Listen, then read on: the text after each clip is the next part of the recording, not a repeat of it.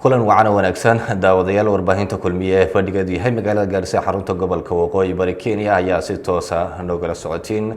haddaba in dhaweydba daawadayaal iyo dhageystayaalba waxaad la socoteen in xubno ka mid ah ururka ONLF ay casuumaad rasmi ah ka heleen dowladda dalka Mareykanka Carab Maxamed Aadan oo ka mid ah ururka ONLF isla markaasina xubinka golaha dhexe ee ONLF ayaa si toos ah ugu jira oo arliga Mareykanka ku sugan khadka imika soo dhawow warbaahinta kulmiye fadhigeedu yahay magaalada Gaarisa xarunta gobolka Waqooyi Bari ku soo dhawow kadibna waxaad nala wadaagtaa kulanka Mareykanka dowladdiisu ay idin fidisay muxuu salka ku hayay bismillah marka koowaad waan dhawahay waad mahadsantihiin kulankan ama casuumadan ay noo fidiyeen hay'ado dawli ah oo kamid ah hay'adaha ugu tunka weyn waddanka Mareykanka waxa uu salka ku hayay qodobo dhowr ah qodobadaas oo kala ah kow xaaladda guud ee Ethiopia waad ogsoontiin xaaladda Ethiopia ku sugan tahay iyo waxyaabihii maaragtay xal u helisteeda ayay nagala tashi iyo aragti isweydaarsi ay naga weydiinayeen qodobka labaad xaaladda deegaankeena isna qodob uu ahaa qodobka saddexaadna waxa uu ahaa xaaladaha shidaalka deegaanka iyo kambaniyada China ka qoda deegaankeena marka qodobadaas baa ugu waaweynaa dabcan waa hadalku de meelo badan buu galayaa iyo dooduhu laakiin qodobadaas ugu waaweynaa waxyaabihii ay nagu casuumeen inaan ka sheekaysano waxaa aad looga dhur sugahayaa wixii ka soo baxay kulankiini maxaa marka kulankiini ka soo baxay aad yeelateen hay'adaha dawliga ah ee Mareykanka sida aan hadda ka horba idaacadda BBC da uga cudur daartay urur siyaasiya iyo dowlad marka ay barnaamijyo culculus ama siyaasiya ka wada hadlayaan runtii suuragal ma noqonayso in qodobadii oo dhan banaanka lasoo dhigo laakiin si kooban waxa weeye runtii waxaan dhihi karnaa shirkaasi ama kulankaasi waxa kulan aad iyo aad naajixa oo guuleystay si fiicanna aan isu fahanay hay'adihii aan la kulanay ee aan halkaas nagu casuumay ma idinka kaliya toonba casuumaadaas laydin fidiyay mise ururada kaleete ee Ethiopia ayaguna gooni goosadka doonahaya ama isbedelka doonahaya ayaa qayb idinkala ah kulanka kulamada aan la yeelanaynay hay'adahan dowladda Mareykanka iyo runtii istoojoog bay ahaayeen muddada sanadka ah ee hadda uu dagaalkan socday waddanka marka marar hore way jiraan oo aan qowmiyado kale iyo axzaab kale aan wada soconay laakiin doorkan ama socdaalkan isaga ama casuumadan waxay ahayd casuumad si gooni ah loo casuumay ururka ONLF oo runtii miisaankeeda iyo meeqaamkeeda balahayd waxaad noo sheegtay in ay qayb ka ahayd waxyaabihii la isweydiinay ama laga tashanayay shidaalka ku jira regionkaas Ogaadenya waa maxay idinku awoodda aad ku leedihiin shidaalkaas ama maxaabad kolkii hore taba ma qayb baad ka haydeen soo saarkiisii awoodda aan ku leenahay waxa weeye urur siyaasi baan nahay oo maaragtay da'weyn muctarifna ka taageero aad u fara badan leh marka maadaama aan kow muwaadiniin nahay labo ururka siyaasiga ee sida dhabta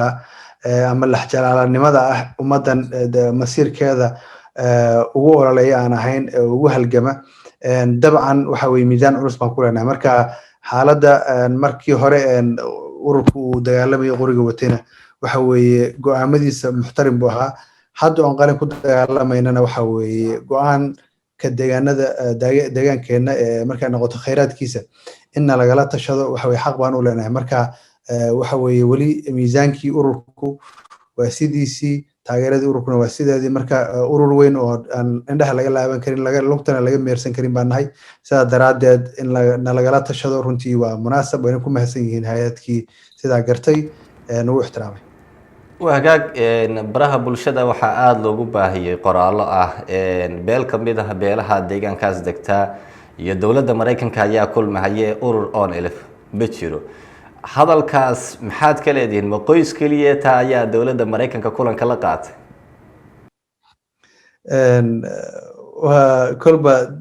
barihii bulshadu waxa weeye dadku fikirkooda iyo waxay rabaan inay ku cabiraan xaq bay u leeyihiin ayaga, laakiin aan waxaan dhihi lahaa keliyata dacaayad rakhiisa bay ahayd arrintaasi. waxyaabaha malaha waxay ku hadlayaan unbay dadkaasi garan waayeen baan u malaynayaayo dadka unbay xoogaa rabeen inay ka qosliyaan. marka waxba kama jiro barnaamijkaasi walaale. mas-uuliyiin urur bay ahaayeen, mas-uuliyiinta ururkuna waxa weeye reer iyo cid gooniya ma matalaan, urur bay matalaan. ururkii ay matalayeen baana meesha u dirsaday, shaqadii loo dirayna waa ay soo qabteen. marka barnaamijka waa arkay maarata postiyaal facebooka ku qoran, laakiin mar kaleeto haddaan dib su-aashaas ugu laabto, waxaa jira dad kaleeto idinku wehelinhayay mise wax walbaba ha isku soo aadiye jufo keliya tayay hayeen dadkii xubnaha ahaa? su-aashaas waxaan u maleynayaa su-aal meesha ku jirta ma aha. mar horaan dul maray oo waxaan idhi ururku reer male, qoysna male, qabiilo male. marka waa urur ummadda soomaaliyeed oo dhan u dhexeeya, ka kooban minjiya madaxba. marka su-aasha waxaan filayaa hadda hebel iyo hebel biyo saas ay ahayd inaysan munaasaba in meeshan ayna ku habbooneyn. hase yeeshee xubno mas-uuliyiin ururka ah ayaa hawsha aaday, loo xilsaaray, loo igmaday, si fiican ay uga soo dhalaaleen. waa hagaag.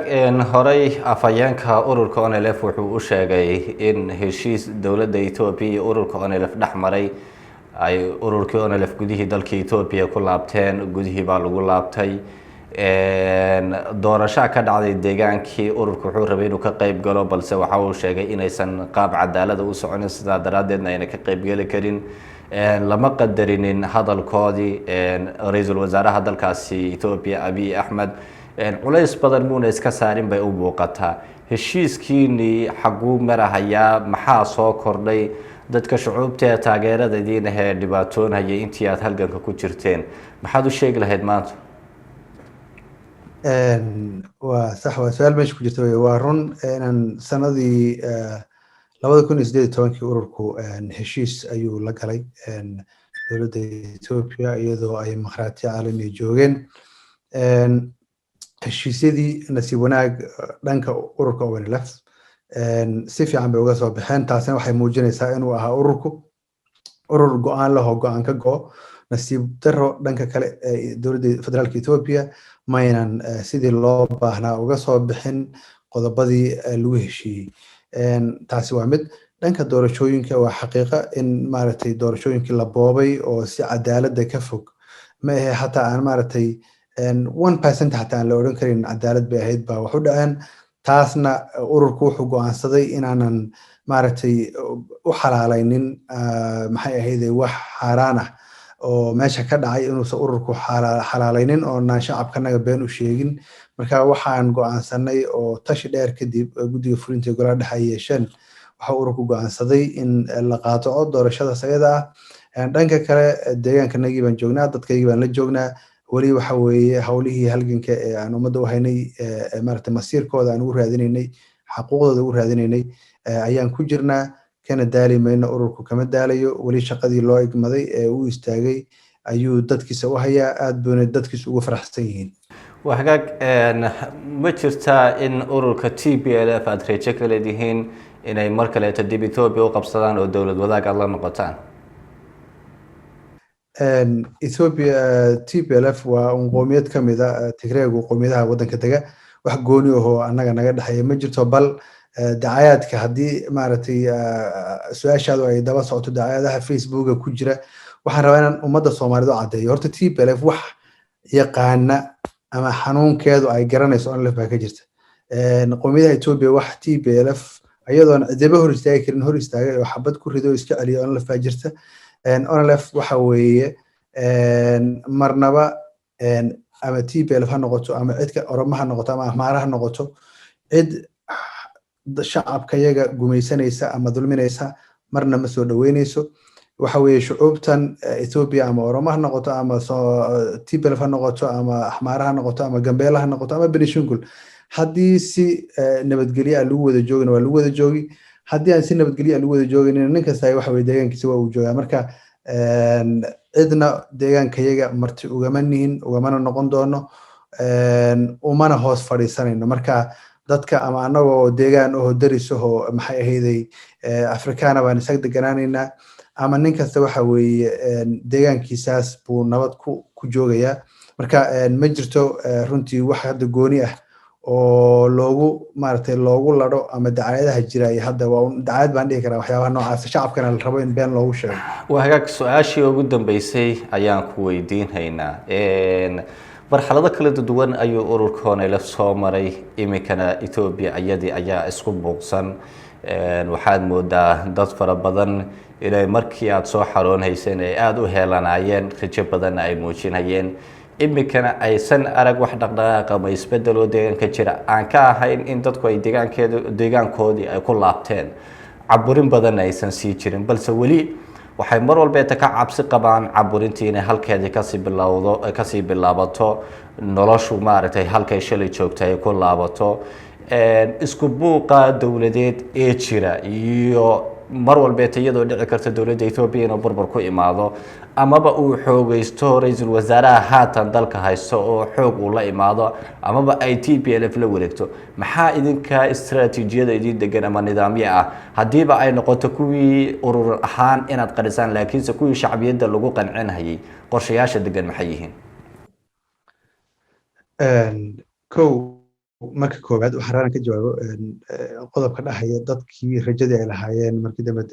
gadaalna dadku rajadoodii waa ay yaraatay horta rajada shacabka iyo ururku marna ma yaraanin shacabka Soomaalida ogaadeenaya ururka ONLF waxay aaminsan yihiin in uu yahay ururka kaliya ee shacabku leeyihiin ee dhiig iyo dhaacaan bay u soo fureen sidaa daraadeed shacabku alxamdulillah aad bay ugu kalsoon yihiin kalsoonidana ururku waa uu ka keensaday sababtoo ah naftoodii buu horay rajo la'aan hadday jirto meesha ay ka jirto waa nidaamka dawliga ah ee deegaanka ka jira oo runtii isagu aad iyo aad si maaragtay dayac ah ummadda qalbigooda u jabiyey rajooyinkii iyo himilooyinkii laga lahaana haba yaraatee aan maaragtay fulinin oo ay shacabku aad iyo aad uga qalbi jabsan yihiin haddaad jigjigiyo deegaanka goboladiisa iyo degmooyinkiisa aad marto dhammaan ilmaha yar iyo hooyadu waxay kuu sheegeen iyo odayga roolihii in ay dowladdani ay tahay dowlad fashilan marka dowladda ayaa ka soo bixi weyday mas'uuliyadeedii loo baahnaa taasi marka waa dhanka rajo la'aanta jirta dhanka kale iyo qorshayaasha ururku qorshayaal istiraatiijiyadeed buu leeyahay istiraatiijiyad siyaasiya buu leeyahay oo khubaro ay aad iyo aad maaragtay u falanqaysay kana baaraan degtay istiraatiijiyadahaasi ururka waxa weeye hay'adihiisa kala duwan iyo xubnihiisa iyo maaragtay unugyada meelaha ay ka jiraan oo dhanba waa ay maaragtay yaalaan marka ururkani waxa weeye markasta istiraatiijiyadiisu waa in ummadda Soomaaliyeed ay cizi iyo karaamo ku noolaato cidna ayagoon deegaankooda iyo dalkooda aan maaragtay marti uga ahayn marka ururkani ciddii ay maxay ahayday isku fahmi karaan hadba nidaamyada ka jira goobaha ayaga ama deegaankaas ama mantiqada geeska Afrika waxa weeye waa meesheeda cidda isku fahmi waayeen waxa weeye banaankaas kala marayaan laakiin waxaan marna una ururku qaadanin horena uu soo qaadanin nooca gumaysiga ama bahdilka ama dullinimada ah ay dadka qaar qaayibaan ay qaataan ururkan horena ma qaadanin haddana ma qaadanayo shacabka iyaguna waa shacab ka bisil inuu maaragtay waxyaabaha noocaas qaato marka ururku waa urur kow nabadgelyo diyaar u ah xasilooni diyaar u ah horumar diyaar u ah dadkiisa in uu maaragtay meel fiican gaarsiiyana diyaar u ah marka ururkani ma ahan urur hadda cusub oo la baranayo waa urur hore loo soo bartay waxqabadkiisiina hore loo soo arkay haddana insha allahu tacaala fursaddu haddii ay maaragtay uu ilaahay ku simo hogaaminta dalka insha allahu tacaala uu meel wanaagsan gaarsiin doono bulshadiisa aad ayaad u mahadsan tahay kaasi waxa uu ahaa Carab Maxamed Aadan oo xubin ka ah ururka ONLF waa golaha dhexe ONLF isla markaasina ka qayb galay casuumaadii rasmiga ahayd ee hay'adaha dawliga ah ee dalkaasi Mareykanka ay u fidiyeen aad baad u mahadsan tahay mar kale Carab Maxamed Aadan waan kaaga mahad celinaynaa sidii